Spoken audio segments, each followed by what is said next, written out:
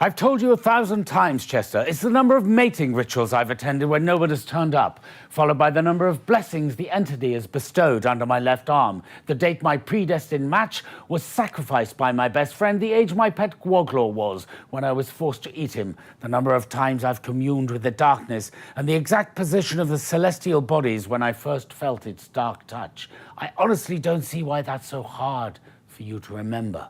If you could just sit here, please. High Priest Magnus, the host will be with you shortly. Not you. But, Dr. Magnus, I don't like the way it's been looking at me lately. Isn't it possible for me to sit here? No, definitely not. Honestly, you think too highly of yourself, Chester. You're not chosen. You'll be fine. Now, go and wait over there. Yes, Dr. Magnus.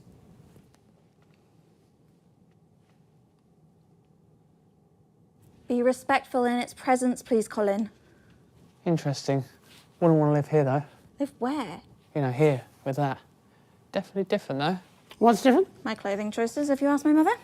She's half blind, though, isn't she? Doesn't seem to stop her. Jeremy, this is Dr. Magnus. His assistant's floating around here somewhere, too. Doctor, pleased to meet you. I'm afraid you may find me a little sceptical, though. Science thrives on being challenged, Mr. Donaldson. Sorry I'm late. Ancient curse.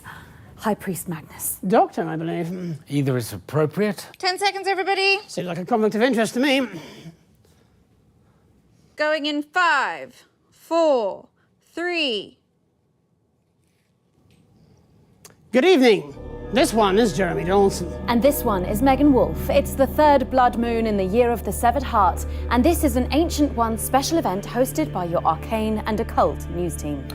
In an ancient tower, concealed within the hallowed forest of Tittlewood, High Priest Dr. Charles Magnus and his appropriately named unworthy congregation have been working on a grand act of devotion. They claim their Euphoria device will raise overall happiness levels throughout the country, which, as we all know, provides a dramatic and positive increase in taste for it that devours.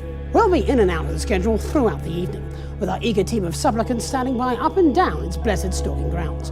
They'll report live, at first, on whether the device has brought a smile to their faces, and then later we'll find out if it's brought flavour to their veins. We'll have sacrificial offerings from the worlds of science, religion and entertainment, and of course those all-important flavour results. So don't move that dial, and as always, Appease the great ancient. Right, that's 45 seconds back. If we could maybe speed things. Oh God! It's here! It's here, please! Help me!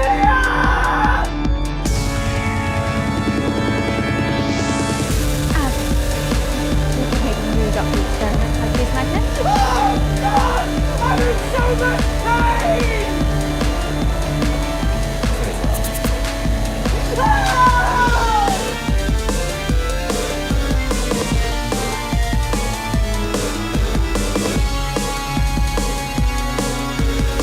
10 seconds, everybody. 5, 4, 3. Welcome back. In just a few swishes of its mighty barbed tentacles, this resplendent machine behind me... Actually, Miss Wolfe, I think it might be best if we conducted the experiment sooner rather than later, all things considered. Oh, yes, of course. Sorry, I was still on script. Maybe just a couple of quick introductory chats, though, to set the scene. You are Doctor and High Priest Charles Magnus. Yes, I suppose so. Please explain to our undeserving audience, how will this device please its great and terrible malevolence? Well, as we all know, we are but food for the great ancient, it that devours, the undying one, master of horrors, darkness incarnate. However, a few years ago, through a series of carefully conducted rituals, we gleaned that it has always found displeasure in our taste. It's a bit off, apparently. Off? What do you mean? Well, according to our expert divinations, the beast is not content with our flavour. It's because of the soul-crushing fear we experience as it approaches at impossible angles from a darkening sky. It makes us taste a bit tart. Even the sacrifices? Yes. Our research suggests they can be quite scary too, for those on the receiving end. I have noticed they often make a lot of a fuss. I just assumed it was the ecstasy of being among the chosen. It's a very difficult situation for the Undying One. After all, as we all know from the texts, its mere presence shall cause the blood to chill, and its touch brings forth the cold revulsion of disease and decay. can see how it might be hard to maintain a smile under those circumstances. And it does like to play with its food, rather. An arm here, a leg there. As divine privileges go, it can be a bit traumatic. I see. So it wants us to go to our deaths happy and with a smile, does it? Ignore that pesky survival instinct of ours. Oh, those pesky human things.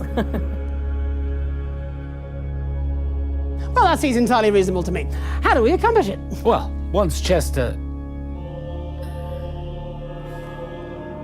I activate the euphoria device, we will all be able to remain joyful and at peace, even as we watch our families devoured before meeting our own inevitable fate. We can meet our horrifically visceral ends without complaint or fear. In short, we will finally taste lovely, thus ensuring the unspeakable horror will have a bountiful food supply for millennia to come, which I think we can all agree is the ultimate goal. You'll get no argument from me. Well then, without any further ado at all whatsoever, let's do this thing. Good idea.